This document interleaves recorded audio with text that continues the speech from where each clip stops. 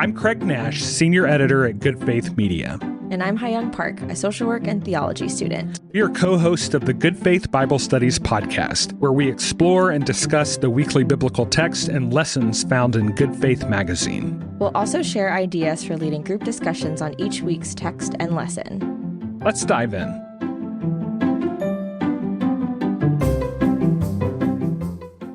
This week's passage is from Amos chapter 5, verses 18 through 27. Woe to you who desire the day of the Lord. Why do you want the day of the Lord? It is darkness, not light, as if someone fled from a lion and was met by a bear, or went into the house and rested a hand against the wall and was bitten by a snake. Is not the day of the Lord darkness, not light, and gloom with no brightness in it? I despise your festivals, and I take no delight in your solemn assemblies. Even though you offer me your burnt offerings and grain offerings, I will not accept them. And the offerings of well-being of your fatted animals I will not look upon. Take away from me the noise of your songs. I will not listen to the melody of your harps, but let justice roll down like water, and righteousness like an ever-flowing stream. Did you bring to me sacrifices and offerings the 40 years in the wilderness, O house of Israel? You shall take up Sakuth your king, and Hayoung your star god, your images, which you made for yourselves. Therefore I will take you into exile beyond Damascus, says the Lord, whose name is the God of hosts.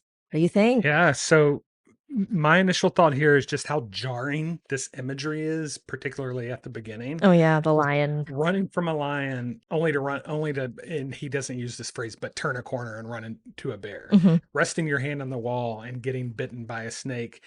And then kind of the pinnacle of it all, being told by God that everything you did to try to impress God actually despises. It's in a little... And, last week I talked about passage read a lot like a kind of a legal indictment.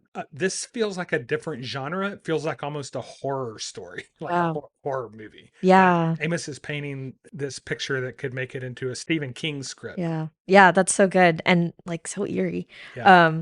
I think similarly. So it starts out by saying, woe to you who desire the day of the Lord. And this is coming from the kind of historical background assumption that the day of the Lord for this original audience was this like celebratory day when all the enemies of Israel would receive revenge from God for wronging them, and they would have all these riches and they would be on the top of the world, and it was this time when the trumpets would sound and there's just like great jubilee. But Amos is saying that actually they're on the wrong side of history, that when God comes to judge and to redeem the world, they will be ones receiving judgment and not comfort. And I think that this gets at something that is a through line all throughout, especially the minor prophets and in the Gospels, as well as other places in the Bible, but that something about the good news of God redeeming the world means that it kind of picks sides almost. There's like this double edge. So like when Jesus says, blessed are the poor, that also means by implication, and also Jesus says it elsewhere, that woe to the rich. And so when God is redeeming in the world, that means that some people are going to receive discomfort and some people are going to receive comfort. And it's this like every valley will be made high and every mountain will be made low. And so I don't know, I think that challenges sometimes the notion in like church circles that like the presence of God means we're all going to hold hands and like sing Kumbaya. It's like, no, there's actually going to be some like serious like reordering of the There's world. a little bit too, we talked about this last week, switcheroo type thing. Mm-hmm. I brought up Nathan and David and we talked about last week's passage. Yes. Like they were looking for the day of the Lord, not knowing that they were the ones that were going to be uncomfortable side of justice. Right. Yeah. Right. Well, we will return in a moment to talk about the study.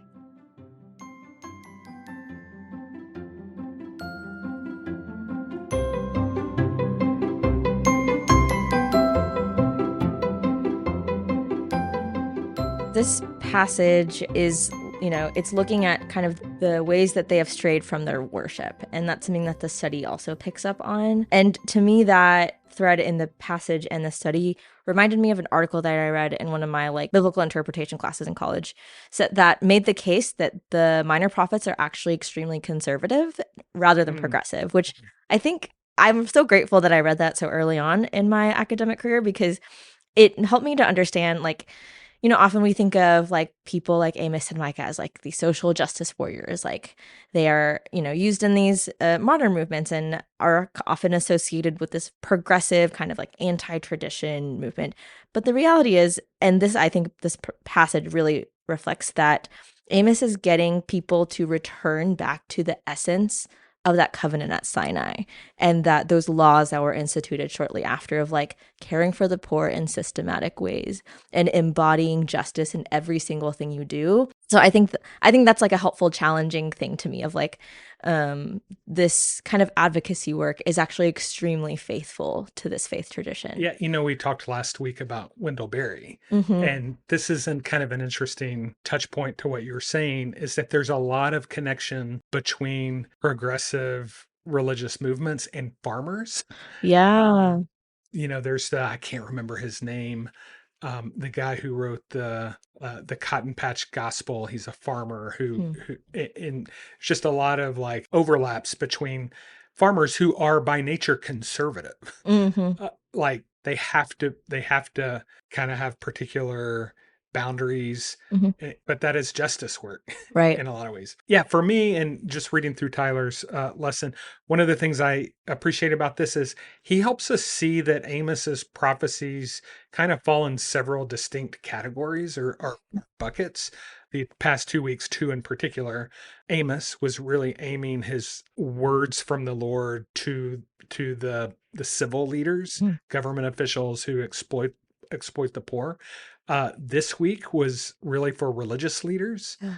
and he wrote about how the context here is that where there was economic prosperity within the greater good, there was an illusion, probably among religious leaders, that this was a result of God's favor. Mm-hmm. And I think in our current situation, we fall into that trap as well, that when things are economic, we measure how well we're doing by economic prosperity, by the stock market. Mm-hmm. And Amos is saying, no, that's not how you measure it. You measure it by how well the most marginalized are among you. Yeah. And then Tyler wrote this. I appreciate this idea that transformation is possible.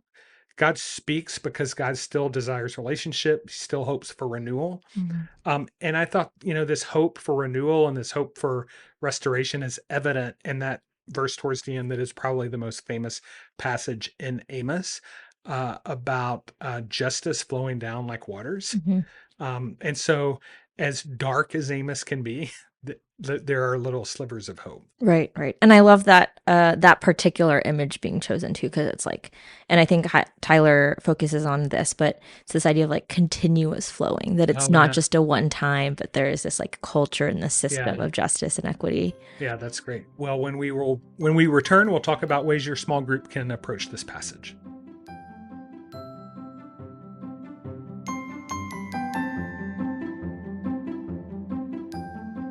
Before we discuss some ideas for leading a group through this week's text and lesson, we want you to know that we have created a leader's guide to help you prepare. The Leader's Guide contains an overview of the lesson, some highlights to focus on, and several discussion questions for your group to go through. For those questions, you can focus on one or all of them or any combination. Also, feel free to adapt them for your particular group's needs. The Leader's Guide can be found at goodfaithmedia.org.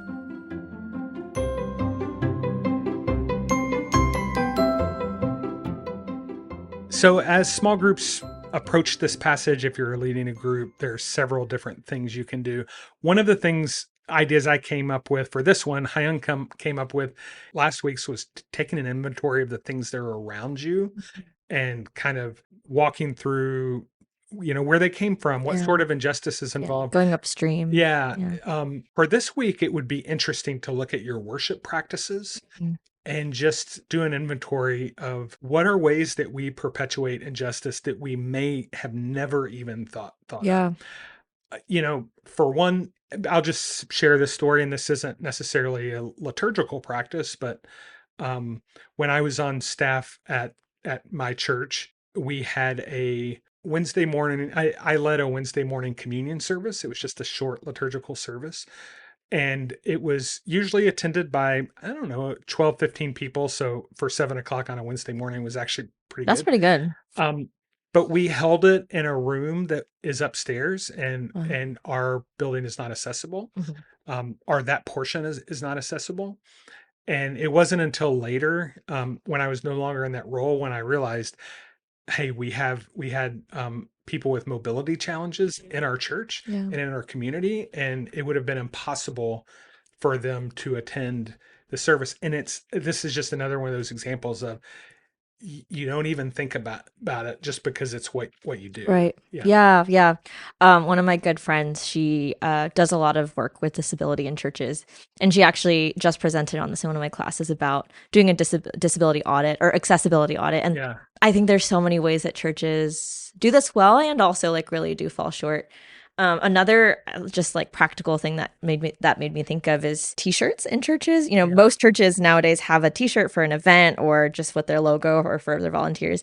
And maybe making sure that you're sourcing those t-shirts from companies or t-shirt companies that are fair trade and ethically made, to like really embody like every single part of our work is sacred, and that like when we participate in our like surrounding economy, we're doing that in ways that are like above reproach in some Yeah. ways and like still like seeking liberation for other Yeah, people. I thought of another one, and this is from a sermon that I heard someone give, and she was telling a story about a kind of an old, predominantly white downtown church somewhere in the South, and they began a project where they began sharing their building with the African American congregation, and the pastor of the African American congregation, when he walked in to the church, he noticed a particular picture, an old painting, probably from the 1920s, 1930s, of a very, very, very white Jesus, Oh, with a bunch of very, very white kids right. dressed in nice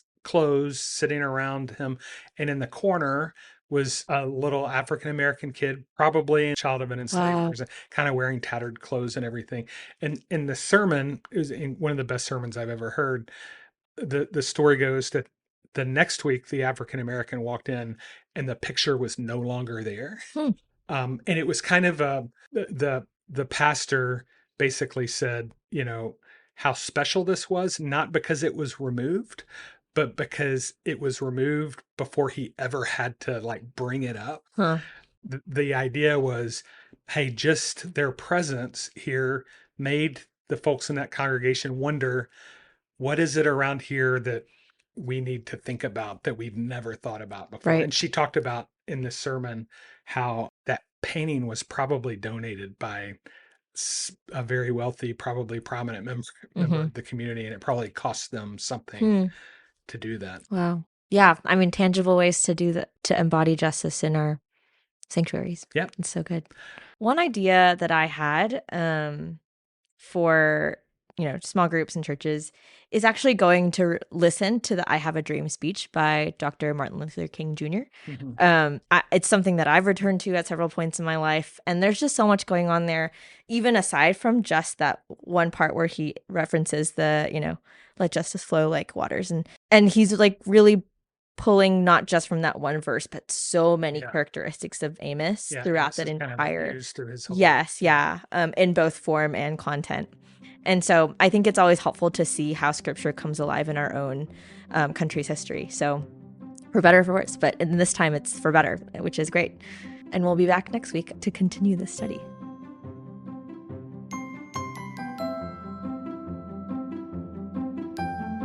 I'm Hayoung Park. And I'm Craig Nash. And you've been listening to the Good Faith Bible Studies podcast from Good Faith Media. Our music comes from Pond 5. Each weekly lesson can be found in Good Faith magazine. You can also sign up to receive a free digital leader's guide. Learn about how to receive both these resources at goodfaithmedia.org. There you can find daily news and opinion, various podcasts from our Good Faith Media team and partners, and information about the initiatives that help guide our work. So visit us at goodfaithmedia.org, and we'll be back next week with another installment of the Good Faith Bible Studies podcast.